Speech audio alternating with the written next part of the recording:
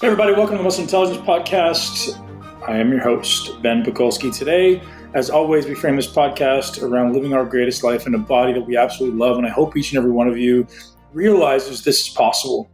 And if you're having a hard time, or at least up at this point in your life, you've had a hard time building a body that you love or crafting a life that really makes you feel fulfilled when you wake up, it could just be this reality that you're looking at the wrong things. You're placing your attention on the wrong things, or maybe you're not following through on those things. And it's not your fault. We can all absolutely follow through.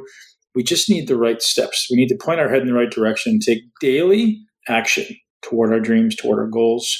Today's conversation is with Dr. Dan Stickler. We talk about coronavirus, thinking about the body in terms of complex systems. And what does that mean? It means instead of looking at it as isolated parts, we think about how one part invariably, inextricably affects everything else. So when I consume one thing, which may have a positive effect, it could also be having a negative effect somewhere else. It could also be having multiple effects that I'm not even aware of somewhere else. And I think this is a brilliant way to approach optimization. So Dan is an expert in optimization. He talks about peptides in today's podcast. We talk a little bit about optimizing the immune system for coronavirus rather than running away from this coronavirus, looking at how we can just optimize the immune system going forward long term. I think that's a beautiful way to frame it. Rather than being afraid of something, let's just all work on building our army, building our soldiers, so that anything that comes around, we are the one who thrives. We are the one who steps up. We are the one who survives. I certainly do not want to be the weakest link in any chain. I always want to be the strongest link. I want to be pulling people along, lifting people up, rather than slowing everyone down like an anchor. So the conversation with Dan today is recorded live onto the Muscle Intelligence Facebook group. If you're not already a member there and you are on Facebook, that's a great way to connect with me and all of the guests and actually be able to ask questions live and have them answered, which is a super fun new addition we've added in during this coronavirus situation, just so you guys can engage. We want to keep you guys engaged and ultimately serving you in the best way we can to answer questions. Dan is the owner and CEO of Apeiron Medical, which is focused on epigenetics and optimization. He's an absolute wealth of information, certainly one of the people that I view as an authority, as perhaps one of the top authorities in the entire world on optimizing the body. He's a physician who currently lives out in Austin, Texas, splits his time between there and Asheville, North Carolina. So without further ado, and rambling from me, I hope you guys love the podcast with Dr. Dan Stickler. I know you're going to get a ton of value. Take some notes. Dan is brilliant. Today's podcast is brought to you guys by Blue Blocks. Our friends over at Blue Blocks, Andy is, again, hooking you up with an incredible deal on blue blocking glasses. If you're spending more time at your computer, you're spending more time in your house, make sure you're protecting your eyes, protecting yourself, and protecting your circadian rhythms. Get outside every morning, get some sun in your eyes, reset those clocks during the day, and especially at night. If you are not blocking the blue, or at least blocking the bright light in the evening, you will be suppressing deep sleep. You will be suppressing REM sleep. So we don't want to do that. Sleep is literally our master reset. Don't neglect your sleep. It is not a badge of honor to sleep less or poorly. Head over to blueblocks.com, BLUBLOX.com, and you can use the code MUSCLE to get 15% off. Enjoy the podcast.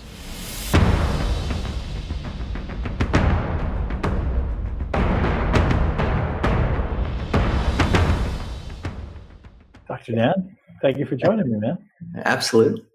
So in this interesting time, many people want to spend a lot of time discussing optimization or many people want to spend a lot of time talking about all the negatives that are potentially happening right now. But I'd love to flip it and focus on what we need to do to optimize, right? And for sure, the idea of most people running away from stress and fear and pain, I think that's important. But maybe more importantly, how do we then do things on the other end? So we're optimizing our life so we don't have to worry about getting sick, and maybe we don't have to worry about not being broke. We can worry about being rich and abundant and healthy and optimized. And really, so I'd love to talk about what you know about this coronavirus, because I think a lot of people are living this reality of massive amounts of fear. People who say they're living at a low level of fear historically are now significantly elevated, whether we like it or not. And I think the uncertainty, the ambiguity with what potentially exists in the future is a big concern. But I'd love to have you just kind of bring us up to date with what you know about the current state of affairs.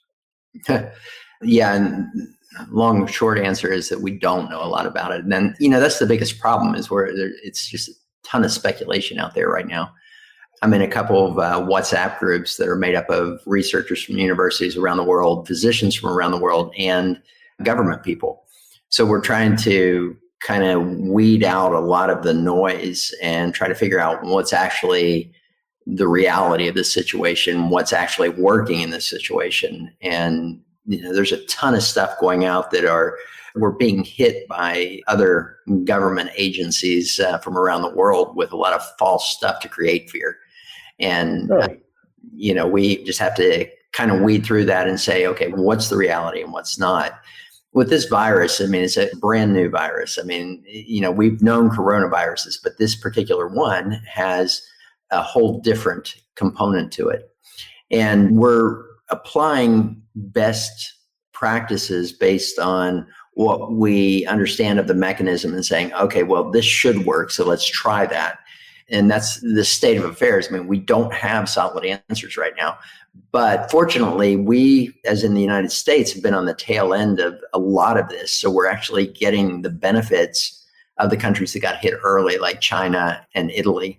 Provided they're willing to share real information with us, right? Right. And a lot of it is coming out as pretty credible information. So, you've got to look at two aspects of this. You've got to look at one, the prevention aspect, and two, the treatment once it occurs.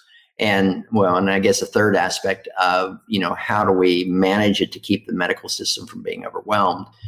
And, that's our biggest impact right now. And none of this shelter in place or these measures that we're taking right now are designed to contain the virus. They're designed to trickle the virus into society. Right.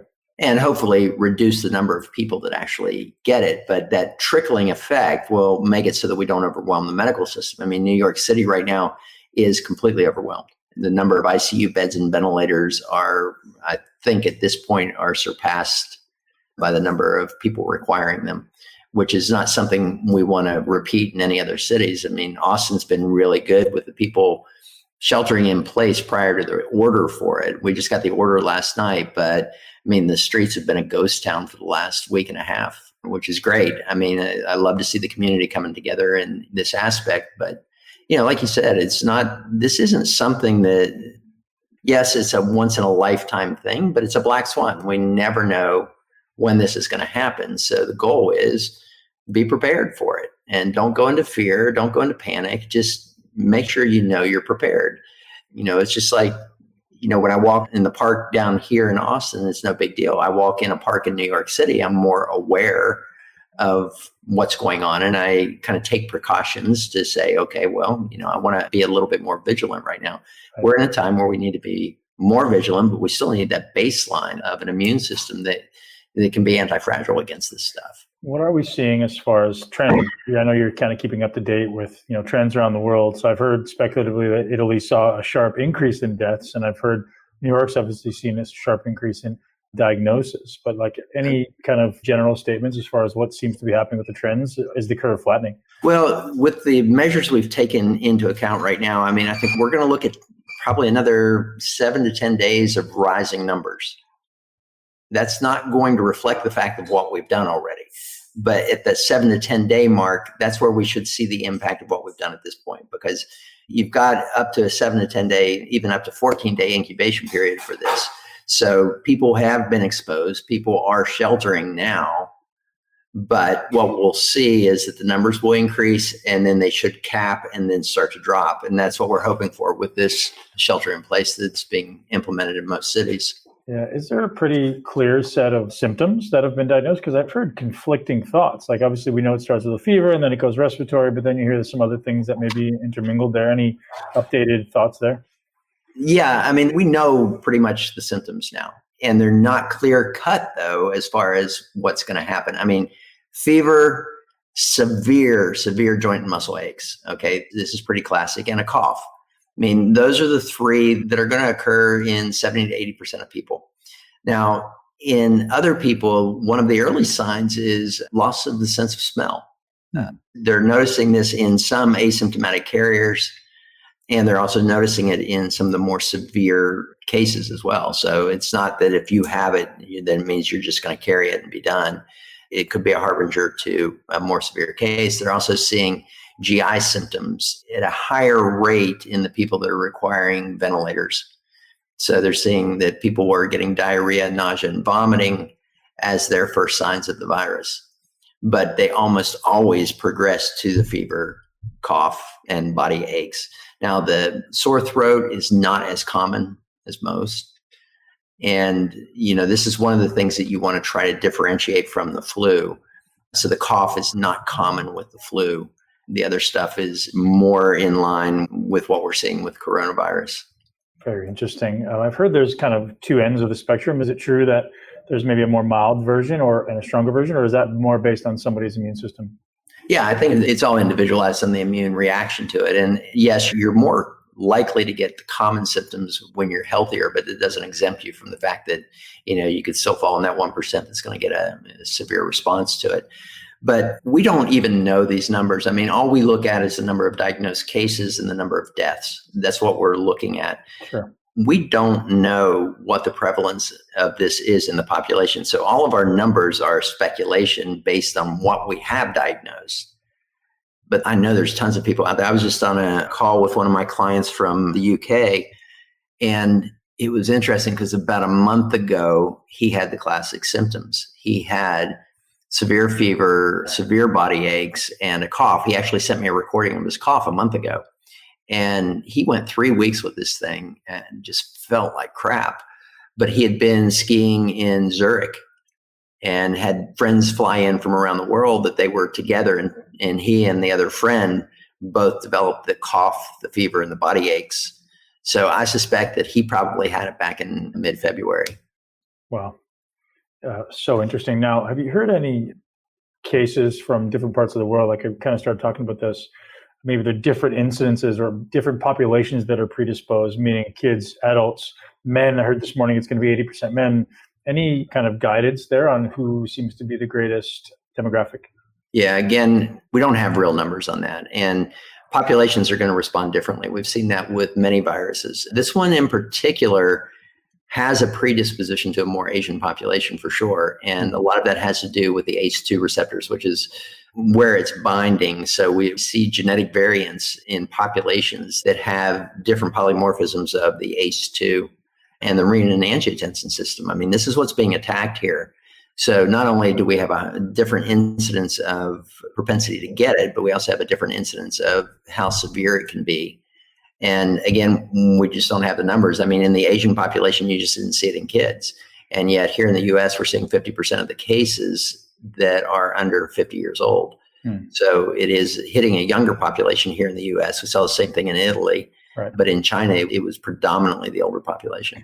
Now, if we know it's the ACE2 receptor, is there a way that you know of that we're exploring to help mitigate that kind of entry point? It seems like that's the entry point, right? Yeah, it's attaching to the ACE2 receptors on type 2 pneumocytes in the lungs. And what happens is when they basically die, they secrete surfactant that keep the surface tension, to keep the alveoli open. So they die and the pressure drops and the alveoli collapse. And that's what's leading to the lung issues. But yeah, there's quite a few things that we're speculating on benefiting if we're talking about strictly that ACE2. One of the things that somebody was talking about is nicotine. So nicotine is actually able to downregulate the messenger RNA for ACE2. Now, does that mean you should go out and smoke and hopefully you won't get it? No, because, all this is a complex system. So every plus, there's a minus. And with nicotine, it may be okay to do a lozenge or a gum to boost the nicotine in the system to lower the ACE2 and perhaps lower the probability of getting it. There's other drugs that you look at and substances that can increase ACE2, and those are the ones that we're a little leery of. A lot of people that are on angiotensin receptor blockers, not a good thing because you get upregulation of the ACE2 with that. But again, it's speculation. We don't know the answer to that. And even just getting, you've got to look at blocking the ability of the virus to attach, and then the body's response to the virus is a big deal. I'm sure you've heard of the cytokine storm that's creating. Can you describe that? Because I don't think anyone will know what that means. Yeah, so it's basically the body's immune response. It's a natural response, but it kind of goes haywire. To put it in kind of layman's terms here, it's just that the immune response trying to kill this virus all of a sudden just goes crazy, and it creates more problems than what it's actually trying to treat. So we want to mitigate that cytokine storm. And there's a couple of speculative products that will help with that. This is one of the areas where we think that the high dose vitamin C can be beneficial. Mitigates it. We're looking at quercetin as well to kind of mitigate that. I'm recommending my medical clients to take quercetin ongoing right now. What dosage, Jen? Generally 500 milligrams a day. Some people are talking about twice a day, but again, in our medical groups that we're discussing this, it's pure speculation on that. So is that an immune booster? What's the mechanism there? Quercetin is somehow blocking the ability of the virus to really infect the cells. And so it's got a mechanism there, but there's also a mechanism apparently that is mitigating the cytokine storm. So you just have them take it ongoing anyways, even if they don't feel like they have symptoms? Right. Got it. So vitamin C, quercetin, anything else that you'd suggest as far as kind of best practices? Certainly everything lifestyle for sure. But as far as specific interventions, one of the things we send out to all of our clients is tadalafil, Cialis. Really? Yeah. So 5 milligrams of Cialis, if they start showing symptoms, is something that we're looking at as a mitigation factor to really boost the nitric oxide system. Nitric oxide is a significant component of this, and we have a good, healthy nitric oxide system that helps. So we've got people doing the Neo 40 dissolvable tablets to boost nitric oxide, and then the tadalafil on top of that really boosts that aspect. Wow. Yeah, right. So just preventing the type of effects to the lungs, or is that what kind of you're looking at? It's actually boosting the immune response to the virus to help to kill it. Interesting. So as far as supplements go, you mentioned vitamin C and quercetin. Is there anything else that you'd suggest, like on a consistent basis, that people would be taking? Like we'll get into lifestyle stuff, of course, because as I said when we started, the reason I wanted to talk to you is not just to talk about this virus. I know you're an expert in many things, but specifically like looking at human optimization and what that looks like now, what should be the low-hanging fruit people are looking at. But I'd love to just finish up with the supplement conversation.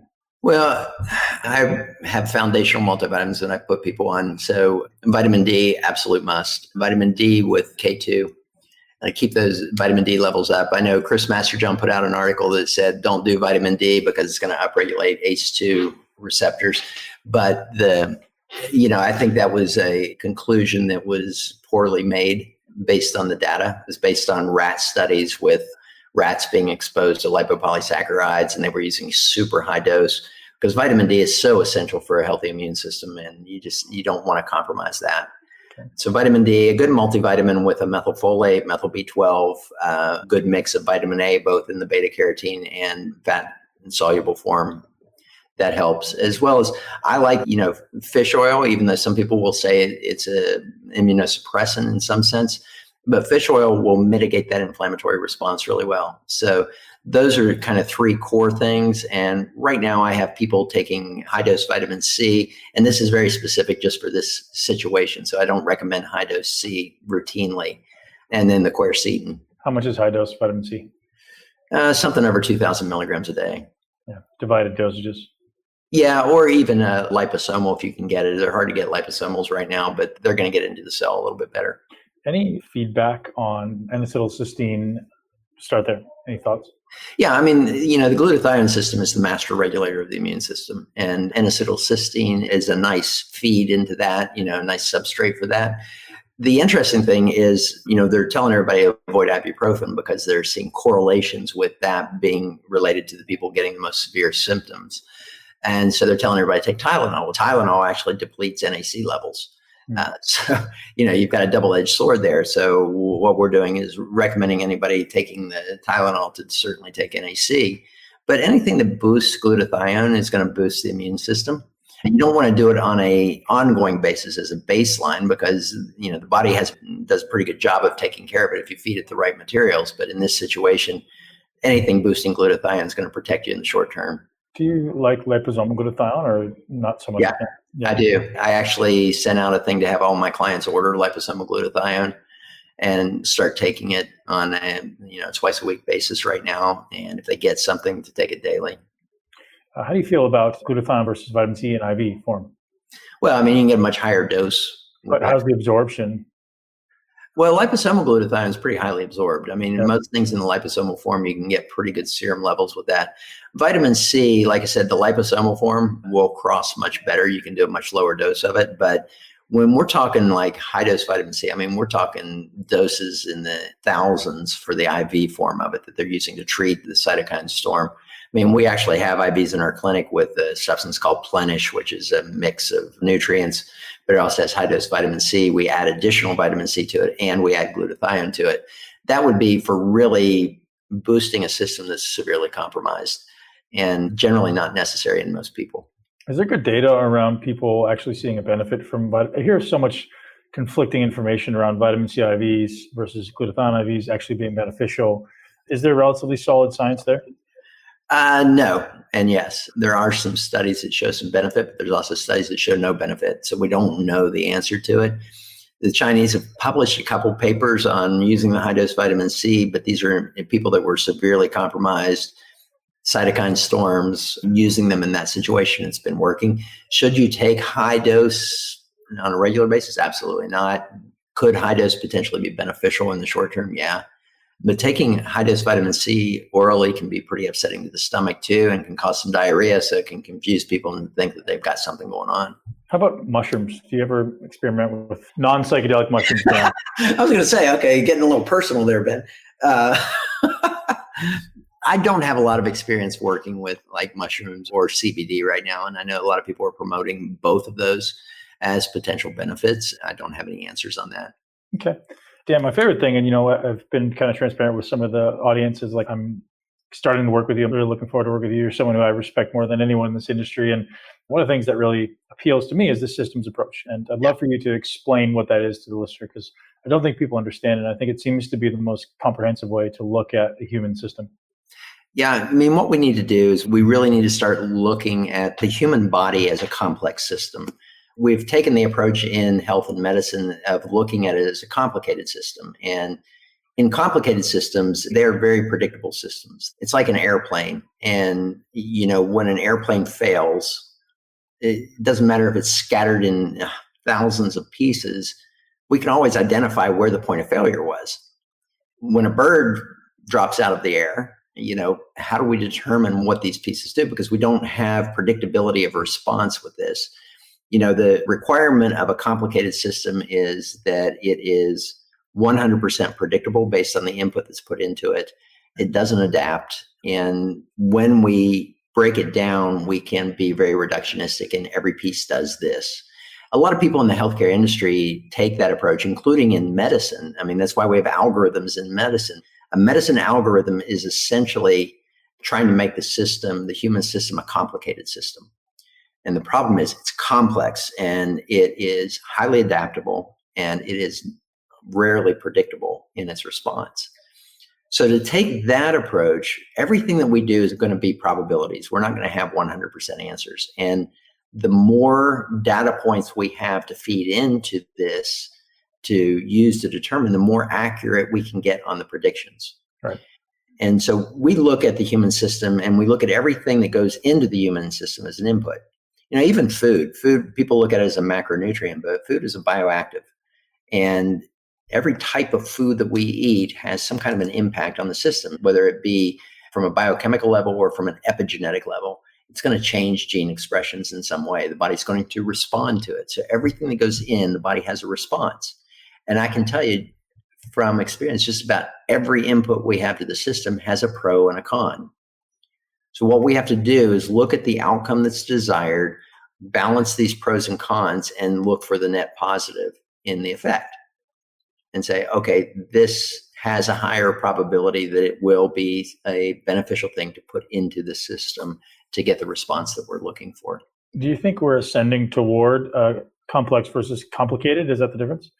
Well, I mean, that's the whole premise behind our corporation here on Zoe, is we want to change the paradigm so that medicine, health and wellness, even education systems, like with our training programs, we want shifting towards complex thinking rather than complicated thinking.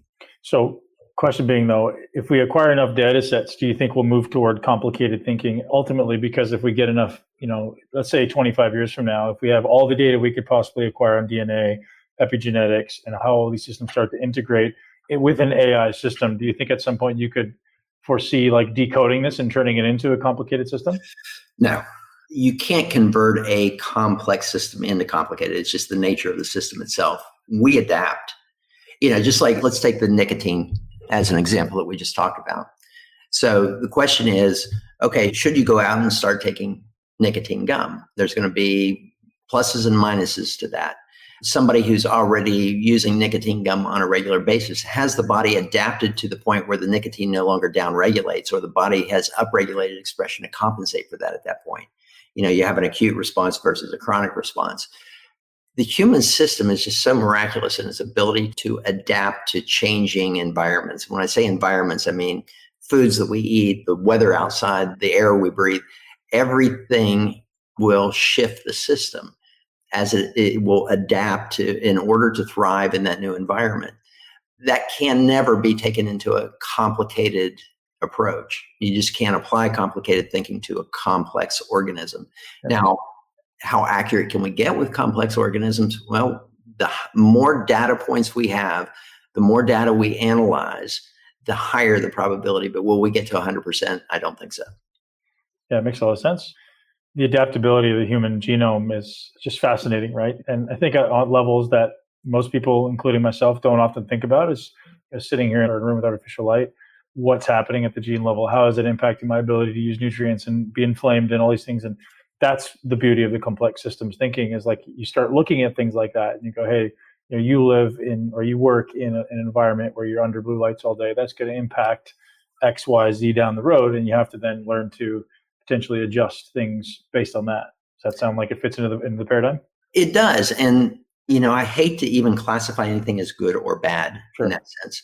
I mean, we know that people who live in areas of the United States that have a higher than average background radiation, you would say, oh, that's terrible. Those people are going to die of cancer and all this. And yet we see them, it's actually a predictor for greater longevity. And the reason is because of the adaptability of the human system. You throw in a little stress around that system, that adaptation that occurs will actually make the constitution of the system a little bit stronger. We use the same process when we do detoxes. Everybody wants to take, I'm going to drink this detox for a month, and thinking that the detox itself is what's creating the outcome. And it is, but not in the way people think. When we take like plant phytosterols, this is a common one that's used for detoxification. Well, it's not the plant sterol that's detoxifying us in a direct sense. What it is those plant sterols are low-grade toxins to the liver. That low-grade toxin coming into the liver causes the liver to upregulate expressions of detoxifying enzymes. And so it creates a detoxification process, but it's not the substance itself that's creating the direct detoxification in the system. And so it's all about input and response that we need to focus on when we're looking at health. And I don't care if it's a food, if it's a supplement, if it's a medication. I mean, we need to dispense with all of our prejudices around anything that's an input to the system and look at it as strictly an input to the system. Here's the input. Here's the response in the system. Does the net outcome equal a positive response of what we're trying to achieve? Very interesting. So, new client walks into your office. What are your jumping off points? I'm very curious to hear, what would you view as kind of the most important foundational things to address first? Obviously, loaded question, subjective, but I'm very curious to hear your thought process, right? Because if I walk into your office, there's very specific things you're looking at. Like, depending obviously where I'm trying to go with my objective, my target, I'm sure there's low-hanging fruit that you're going to go, boom, go there first. Well, what we do, it's an interesting process that we've developed because we try not to stovepipe or bias anything that we see. You come in and you say, my big goal is I want to be able to sleep through the night. Okay. So most of the time when you go to a healthcare practitioner, that's what they're going to focus on is how do we get you sleeping more? We don't do that. We say, okay, great. That's a goal for you. Now we want to assess your human system from a complex system standpoint. So we're going to assess sleep, stress, nutrition, exercise and movement, cognitive function, environment and exposures, and get your labs, get your genetics, get all this up onto a whiteboard and say, okay, what is the current state of this human system, period? Yeah, sleep is a component of it. They're not sleeping well. Okay, that's one of the things that informs on the current state of the system. Sure. We're looking at everything and we're saying, okay, here are their goals. How do we get them from this current state to these goals? Sure. You're looking at causes rather than symptoms. Right. Yeah. So assessing DNA, urine, blood, Mm-hmm. but not urine. We do urinary metabolites. So organic acid. No, not necessarily. What we're looking at is we're looking at the 4-time response to the cortisol release. We're looking at melatonin. We're looking at the breakdown of the sex hormones and seeing where they are from that standpoint. We don't go into like the neurotransmitters or the organic acids with that typically. I think when we do that, we're trying to get a little bit too complicated and not complex. It's you see these guys that do genetics online, and this is always something that's been relevant in my field, is I know these brilliant guys that know every biochemical pathway. I mean, they know it better than me. And they know where gene variants are involved in those pathways. And then they see a gene variant and they say, oh, you've got this, so it causes this. Well, that's not the way the system works. That's complicated thinking. It's, yes, this has an influence on this, but does it translate into symptoms? Does it translate into lab work that we're seeing to inform that? Is this consistent with this probability? And most of the time it's not. I see people with MTHFR variants and they go to these gurus online that are genetic experts in MTHFR, and everything is related to MTHFR. I mean, you go to the site and every symptom that you could possibly have is listed and says, if you have MTHFR and you have any of these symptoms, then, I can help you. And that's just the biggest fallacy out there. And it's not that they're trying to rope you into some poor science, but that's just what they know, and that's what they're thinking is on a complicated level and not looking at the whole system together. So when you see somebody's blood work, what are the things that are going to stand out to you as being the greatest opportunities to progress? You mentioned hormones. Is it also looking at like cellular function, inflammation, just the basic foundational things? Yeah, I mean, and again, they all play together. I don't take a single blood test and say, oh, you've got this. It'd be like taking a genetic variant and saying, oh, you've got that, so it equals this. It just typically doesn't work that way. But we look at hormones, we look at inflammatory markers, we look at things like iron storage, we look at vitamin D levels, we look at homocysteine levels, we're looking at basic metabolic panels of liver function, kidney function. You're looking at lipid fractionations to get a better idea of what that system is doing.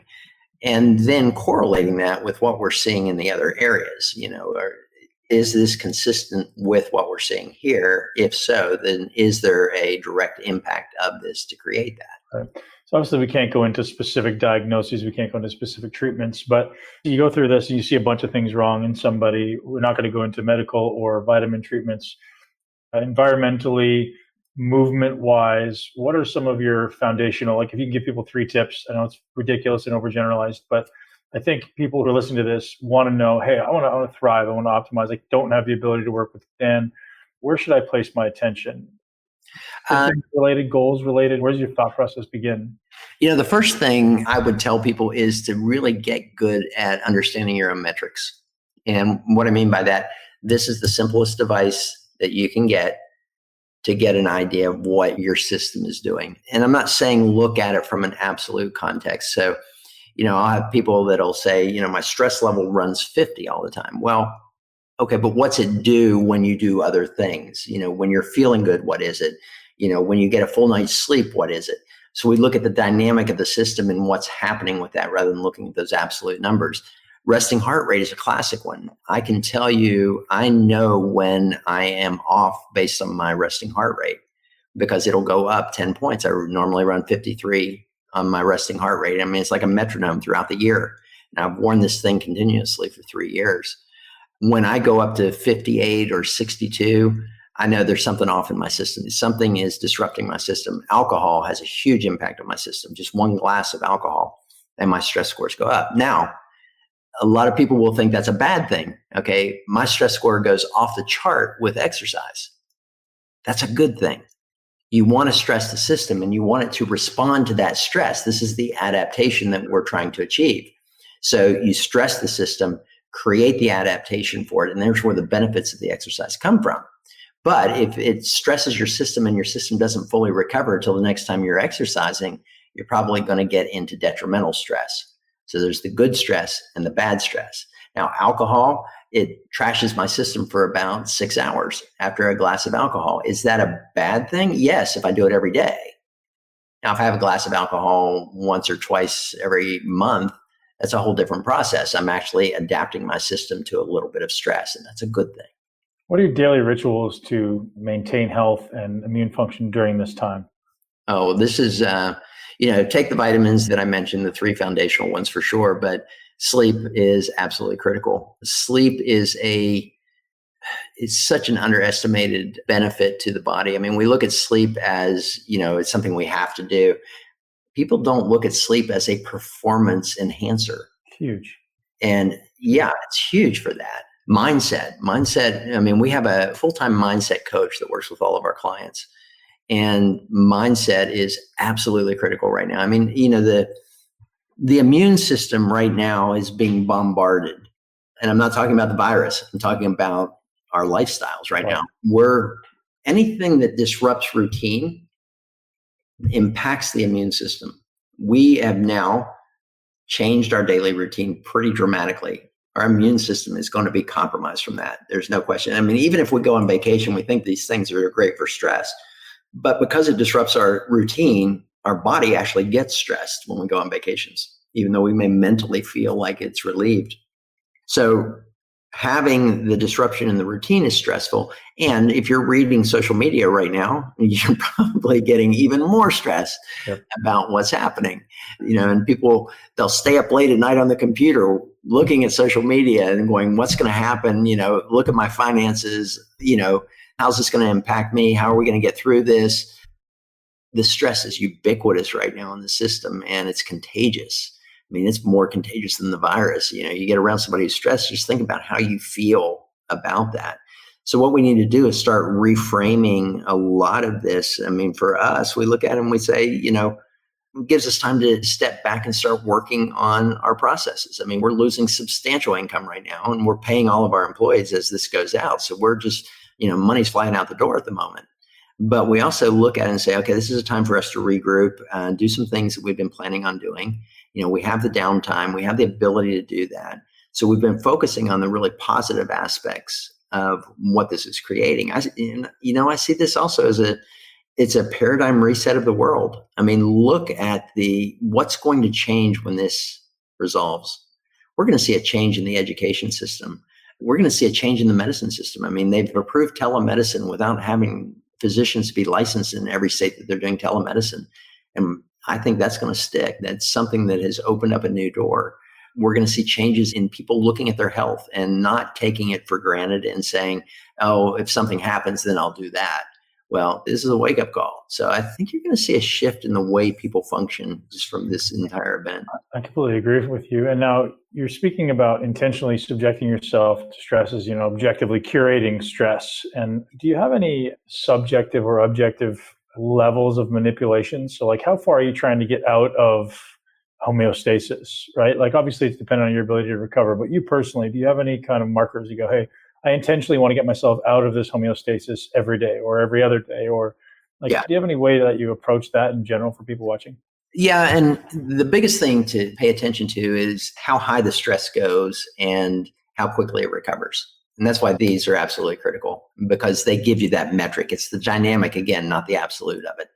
As an example, so Micra is a superhuman athlete, my wife, and she's got this like VO2 max that's off the chart. So we go out and we'll run along the trails along the river here in Austin.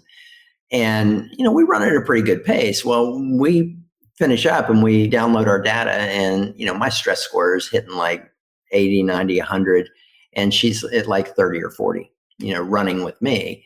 And then she recovers in like 20 minutes and it takes me 3 to 4 hours. Now, that creates a really good stress adaptation response for me. That does not for her. So if she wants to progress and improve, she's going to have to leave me behind. And she doesn't want to do that, but I'm trying to get her to kind of say, just run off, get ahead and I'll catch up to you. But you've got to create what we call a eustress response and not a malstress response. So you also don't want to push it so hard that those stress scores go up and it takes you 24 hours to fully recover from that. Perfectly comes back to what you just said, is like start to learn your biometrics, right? Learn yourself, measuring the sleep. Do you have an Oura ring or do you usually just use the Garmin?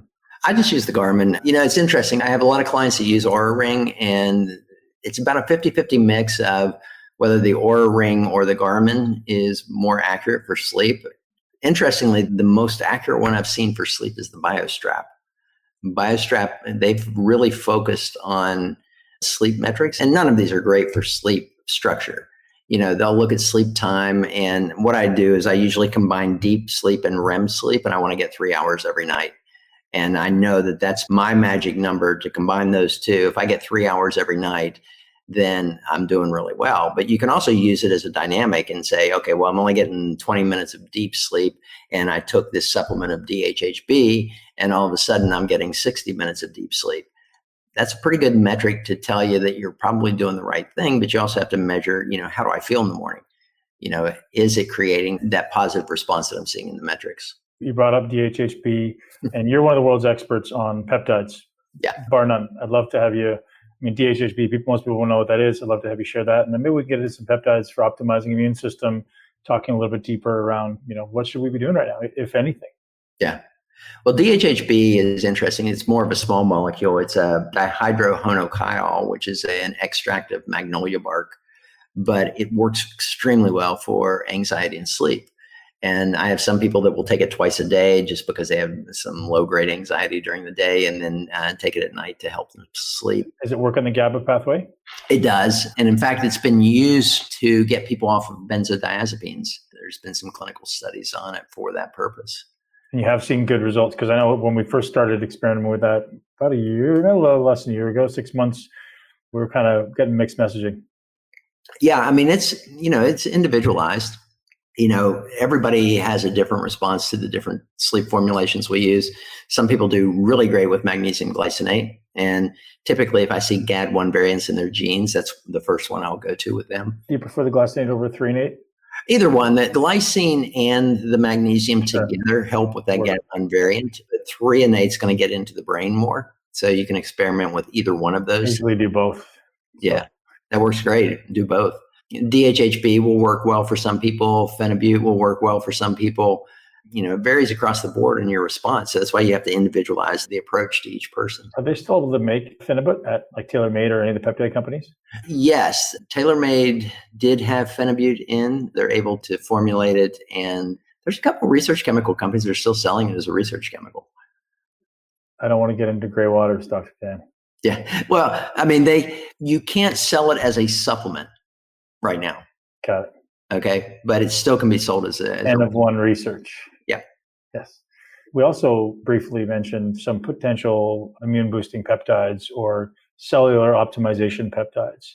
And it was some decent protocols that exist right now. So if anyone wants to go down that realm, if they're really concerned with optimizing health and immunity ultimately, where would you point them? It's all speculation. We look at these peptides and we say, based on their mechanism of action, what they do you think this would be a good thing? So right now, it's pretty well believed that thymosin alpha-1, which will boost the immune system, especially T-cell response, is a definite plus right now. So doing 2 to 3 times a week dose of thymosin alpha-1 to get the immune system. 1 milligram, 2 to 3 times a week? 1.5 milligrams typically. I know Jean-Francois Tremblay, who's a mutual friend, he's actually doing, I think, 3 milligrams 3 times a week right now.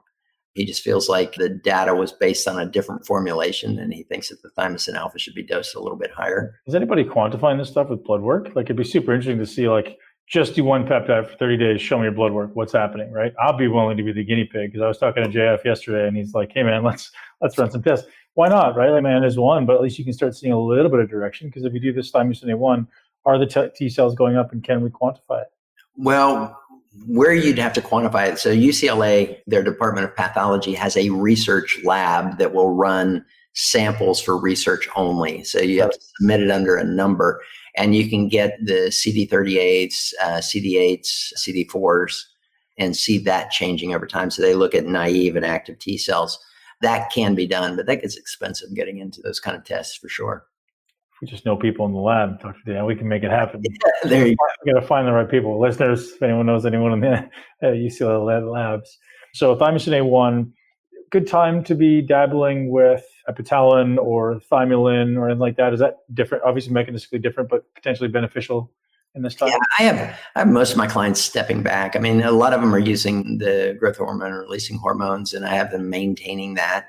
But as far as looking at the performance enhancers, I've kind of got them step back from that a little bit until this is over. So I've got them loaded up with LL37. Oh, yeah, you mentioned that one. Tell me about that. Yeah, LL37 is interesting. It has been shown in viral illnesses to block the ability of viruses to attach and internalize into cells. Is that oral? No, it's injectable as well. So thymosin alpha and LL37 are both injectable. So I've got my clients, they're loaded up, they've got the vials of it. And I say, if you have symptoms, call me, we'll talk through it. And then, start the LL37 twice a day if the symptoms are consistent with a viral infection. Another one we're using is C-Link nasal spray. This one is interesting because it's actually been shown to substantially reduce influenza virus viral titers in 2 days to 0. Wow. I mean, it's an isolated Russian study, but it's enough to convince me that I've got my clients shooting up 2 sprays of that every day right now. And that's something that tailor-made compounds as well with the nasal spray? It is. And the other one is pentosan. Pentosan phosphate, it works really well with, again, keeping the virus from being able to enter the cell. And, we think of pentosan as more of a, pain reliever, chronic pain, inflammation, helping with that. But it has been in clinical trials shown to benefit in that regard with viral illness. Yeah, when you sent that one to me yesterday, I looked it up and there was some really interesting data there around inflammation, and I wasn't seeing the correlation, but makes sense now. So all of those, you think like stack it, go all of them. And now the question becomes, okay, I've made myself bulletproof. I always say my immune system's a beast anyway, is like likelihood of me getting sick is slim, but there's this conversation now around me potentially being a carrier. So if I am muting all of these viruses from attacking my cells, it's still possible that I'm carrying this around, or would it have to be attached in the cells and proliferating in order for me to then transmit it to somebody else?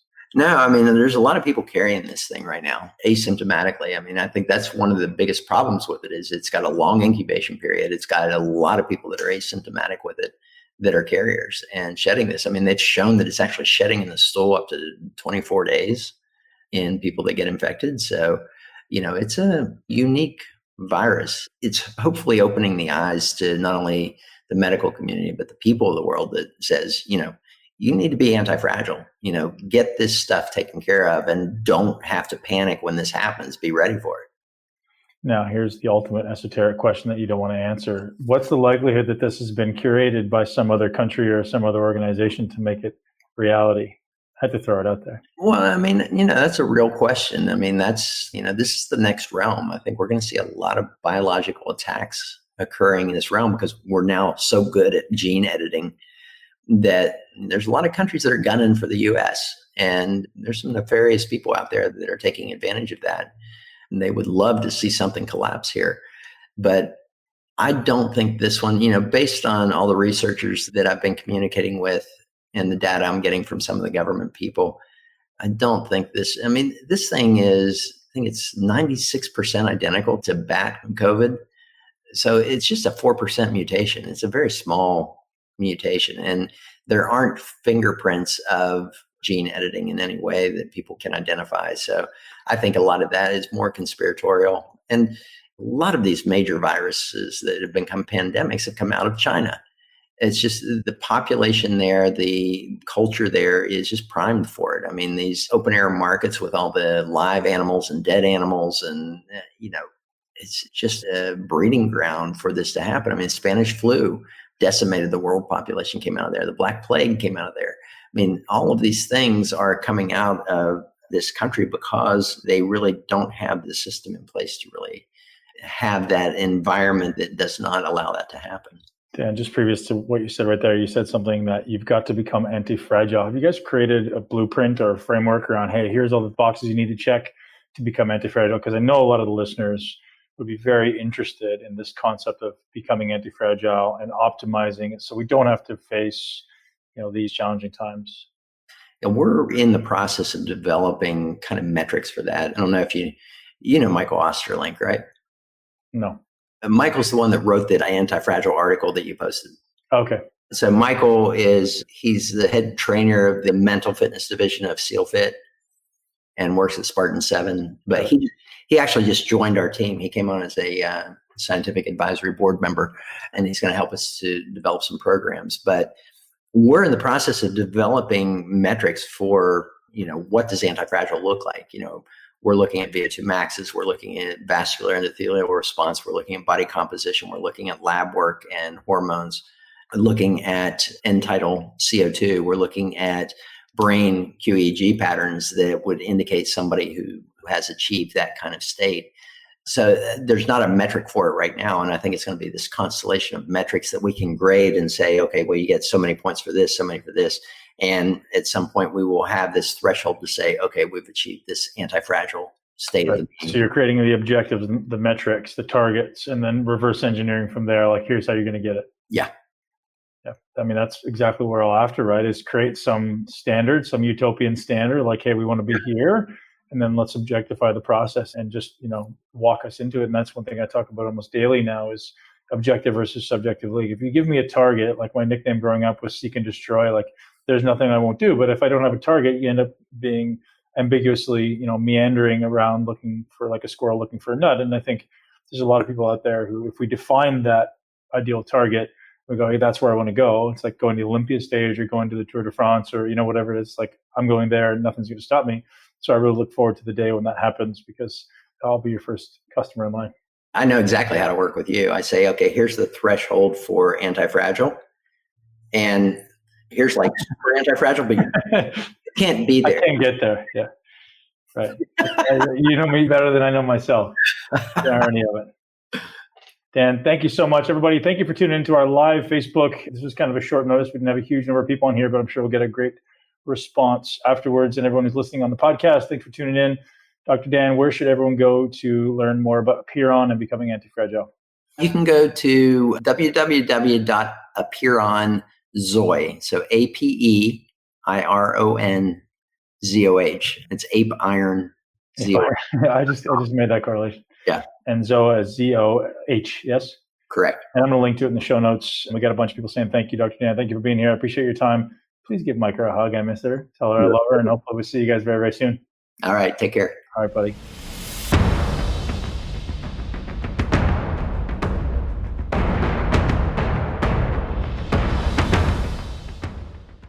Hopefully you enjoyed this chat with Dan Stickler. He's become a very good friend of mine and just an absolute wealth of information. This guy is not only talking the talk, he's walking the walk. He's fit, he's in shape, he's got a great relationship, great life, and he's really impacting the world in a positive way. I love people who are altruistically creating massive impact in their family and their community, and certainly around the world. Dan is growing Apeiron literally everywhere. It seems like he's growing this amazing following. So thank you so much for Dan Stickler for being here on the show. And thank you very much to BlueBlox for sponsoring this podcast and making it happen. And you guys can get 15% off your order at BlueBlox, blueblocks.com/muscleintelligence, or just go to blueblocks.com, use the code MUSCLE, get hooked up with 15% off your order of BlueBlox. Guys, I hope and I truly pray that you're happy, that you're fulfilled, that you're loving life. If you're having a hard time with anything with respect to your fitness and your body and your health, head over to the Muscle Intelligence Facebook group. Join us in there. Give us a shout out. Say hello. Let us know what we can help with. There's a few questions that get you into the group and just to kind of let us know how we can help. And we really want to provide value for you and for your loved ones. And if this is a podcast you enjoyed, or if you ever enjoy any of the podcasts, share it with at least one person you know and love who would benefit from the intelligence approach to life. Guys, thank you for being here. Live your greatest life in a body that you absolutely love. Thank you so much for tuning into Muscle Intelligence. If you enjoyed today's episode, please be sure to share it with at least one person you know. Make sure you're subscribed so you never miss an episode. This podcast is for information purposes only. The statements and views on this podcast are not medical advice. This podcast, including Ben Pekulski and the producers, disclaim responsibility for any possible adverse effects from the use of information contained herein. Opinions of guests are their own, and this podcast does not endorse or accept responsibility for statements made by guests. This podcast does not make any representations or warranties about guest qualifications or credibility. This podcast may contain paid endorsements or advertisements for products or services. Individuals on this podcast may have a direct or indirect financial interest in products or services referred to herein. If you think you have a medical problem, consult a licensed physician.